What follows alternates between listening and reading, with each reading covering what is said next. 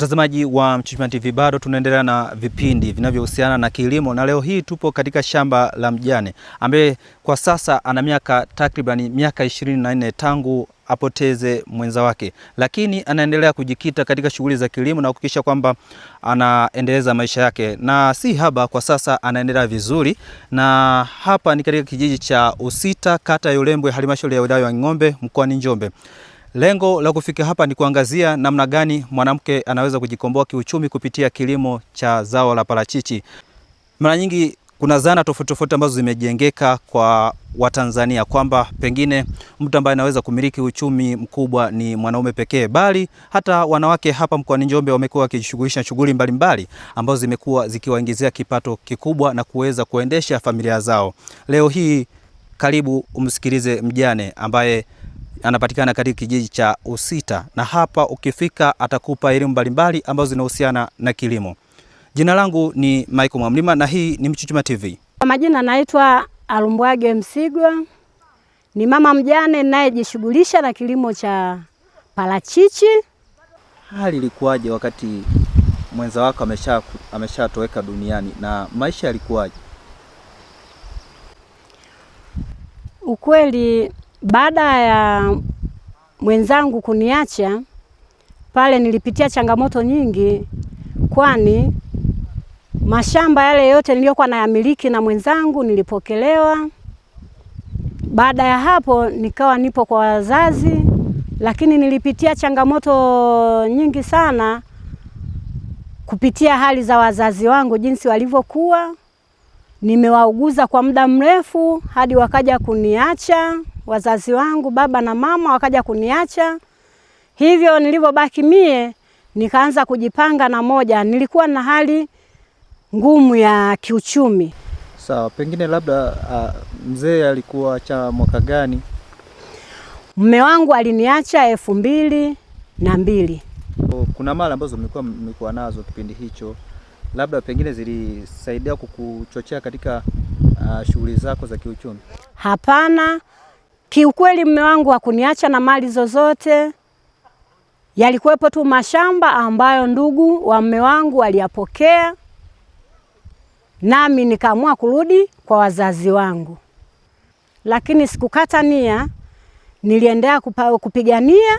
Nilianza kidogo kutafuta kidogo kupitia kilimo cha viazi, kwa maana ya kukodi shamba na kununua mbegu. Nikaanza taratibu. Ilivyoingia hii elimu ya kilimo cha parachichi, kweli sikushangaa. Japo nilianza kuthubutu kwa kilimo kingine, ilikuja fursa ya paleto nayo nilijaribu. Nimelima kama miaka 3, lakini nikakuta soko lake halieleweki. Nikasema hii ngoja niache. Ilivyokuja fursa ya maparachichi nikasema ngoja nithubutu tena kwenye parachichi. Nilivyoingia kwenye parachichi, japo nilianza kidogo, mpaka saizi nipo kwenye hatua kubwa. Namshukuru Mungu. Hatua zile nilizopitia awali zilinitesa, lakini kupitia sasa zile zote nazisahau. Hivyo nawaasa sana na wenzangu wanawake kama mimi, wajipe moyo, wasikae tu kwa kutegemea wanaume. Sisi ni binadamu tunaoishi. Wanaume muda wote wanaweza katuacha, lakini mwanamke unatakiwa ujiamini, jithamini na ujitambue kwenye mambo yako unayoyafanya.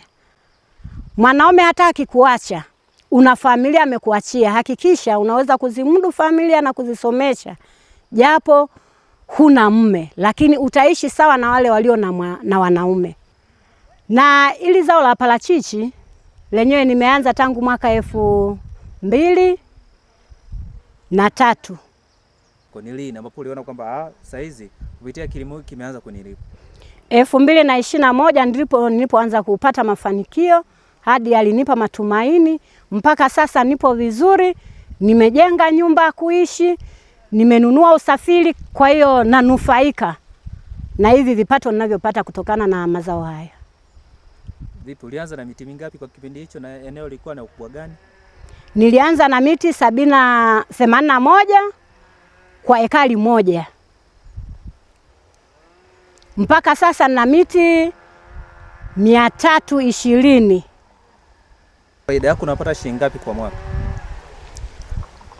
Japo sijaanza kuvuna yote, lakini hii ninayovuna kwa mwaka huwa nafikisha milioni 10, milioni 15. Wewe kwa upande wako kama mwanamke, ilikupa shida kiasi gani na jamii ilikuchukuliaje wakati unaingia kwenye kilimo cha zao la parachichi? Ni kweli wakati naanza ili zao la parachichi, nikianza na hatua ya kwanza kuandaa mashimo kwa ajili ya kupanda, watu walinicheka sana kwa kusema na chimba mashimo ya choo kwenye mashamba ya kulima mazao ya muda mfupi. Lakini nilisema anyway, wacha nipambane. Ipo siku nitakuja kufanikiwa. Baada ya hapo nilivyoanza kuvuna, kweli wale waliokuwa wananicheka na wao waliunga mkono kwa kusema kweli tulikuwa tunacheka, ila saizi tunaona manufaa yake, na wao wameiga, wameanza sasa kupanda matunda kwa kasi. Hivyo kupitia mimi watu wengi sana wameendelea kulima zao hili, kupanda miche ya parachichi na kunufaika kupitia wanavyoona mimi ninavyopata kipato kizuri. Sawa, kuna wakati uliwahi kukata tamaa kulingana na mazingira ambayo ulikuwa unayapitia kwa kipindi hiki? Kipindi cha mavuno ya awali, wakati tunaanza hichi kilimo, kweli ilianza kukatisha tamaa, kwani masoko yalikuwa hayaeleweki vizuri na walikuwa wanakuja watu wananunua hadi matunda kwa kilo shilingi 250, 300.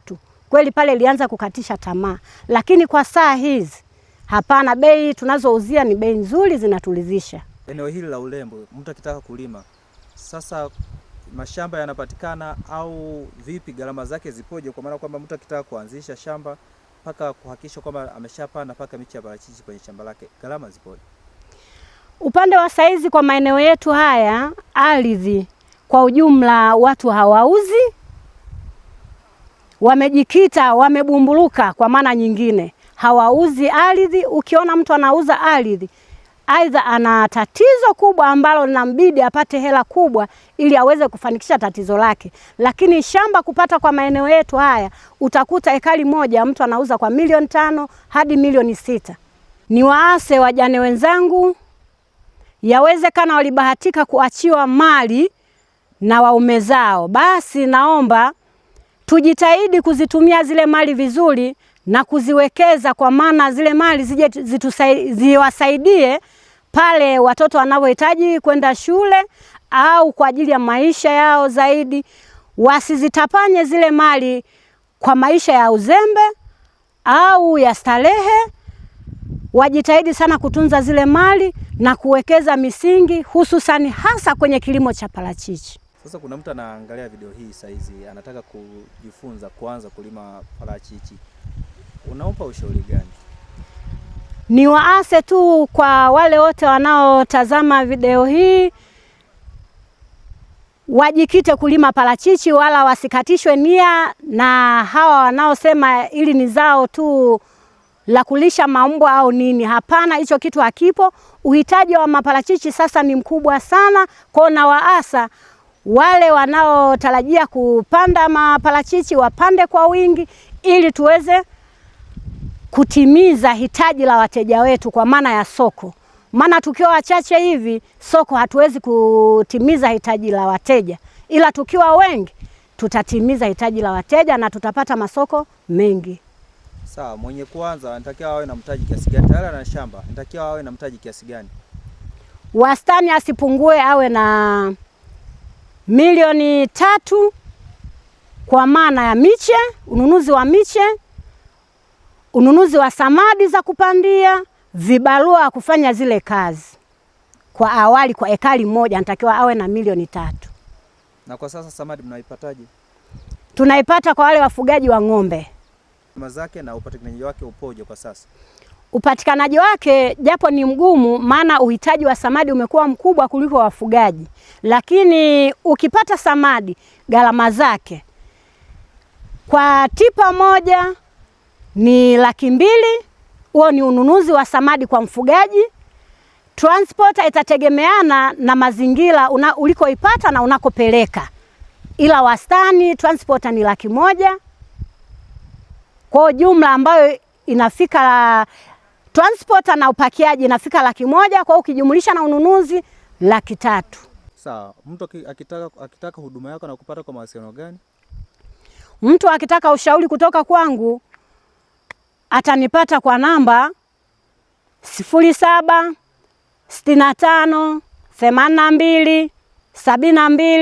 0765827224.